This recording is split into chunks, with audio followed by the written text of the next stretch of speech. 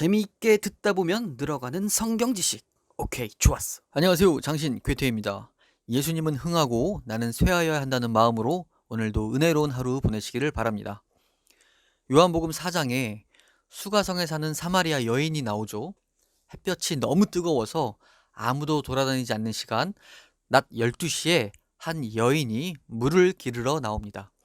예수님은 그 여인과 대화 중에 그 여인의 전 남편이 5명이었다는 사실을 말씀하십니다. 그냥 와 맞네 라고만 생각하셨나요? 그런데 그 여인의 전 남편이 왜 5명이었을까요? 궁금하게 생각해 본 적 없으신가요? 오늘 함께 나눠보겠습니다. 요한복음은 예수님의 생애를 기록한 책이기 때문에 다른 복음서들과 함께 사복음서에 포함은 되지만 다른 세 복음서와는 관점이 전혀 다르기에 소위 공관복음에는 들어가지 않습니다. 즉 실제 예수님의 행동을 눈으로 보았고 말씀을 귀로 들었던 요한 사도가 이제는 나이가 많이 들어서 그 의미까지 충분히 깨닫고 기록한 책이기 때문에 우리에게 더욱 특별한 은혜가 있는 책입니다. 요한복음 4장에서 예수님은 유대에서 갈릴리로 가시기 위해 중간 지점에 있는 사마리아 성을 지나가십니다. 보통 유대인들은 사마리아를 지나지 않고 옆 동네로 돌아서 가는데 어쩐 일인지 예수님께서는 사마리아 성을 지나가셨고 마침 물을 뜨러 나온 한 여인을 만나게 되십니다. 야곱의 우물에서 물을 뜨는 이 여인과 대화하시다가 예수님께서 이런 말씀을 하십니다. 내가 주는 물을 마시는 자는 영원히 목마르지 아니할 것이다 라고 말이죠.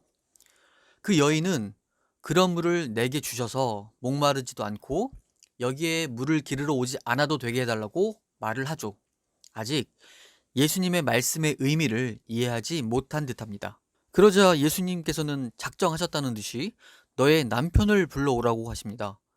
너무 뜬금없이 갑자기 말이죠. 그녀는 당황스러웠지만 굳이 자신의 처지를 숨기지는 않습니다. 나에게는 남편이 없다고만 말합니다. 뭐 틀린 말은 아니지만 약간 소극적인 답변이기는 합니다. 그러자 예수님께서는 너의 말이 옳도다. 너에게 남편 5이 있었고 지금 있는 자도 너의 남편이 아니라고 정확하게 말씀을 하시니까 그때서야 이 여인은 예수님을 선지자라고 고백하게 됩니다. 여인의 태도가 조금은 바뀌었죠. 요한복음은 굉장히 영적인 복음서입니다. 요한복음을 기록할 당시의 요한은 젊었을 때 의미도 모르고 예수님을 따라다니던 때와는 많이 다릅니다. 그는 오래전에 있었던 사건인 이 사마리아 여인의 일을 생각하며 어떤 깨달음이 있었던 것 같습니다. 이 여인에게 전 남편이 5이 있었고 지금 있는 남자가 6번째 남자가 됩니다. 그리고 우리 예수님을 영적인 신랑으로 맞이하면 7번째 남편, 즉 완전한 우리의 신랑이 되시는 분이 바로 예수 그리스도인 것입니다.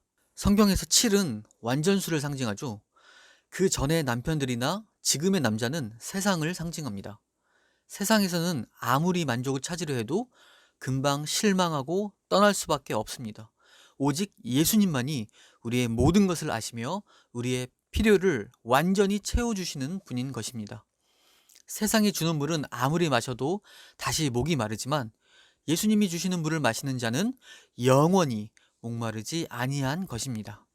사마리아 여인은 자신이 그토록 기다리던 구원자가 바로 예수님인 것을 깨닫게 됩니다. 드디어 예수님이 어떤 분이신지 완전히 알게 된 것입니다. 이 사건 이후에 예수님은 사마리아 성에 이틀을 더 계시면서 많은 사마리아 사람들이 예수님을 믿게 됩니다. 이 여인이 결국 전도자가 된 셈이죠.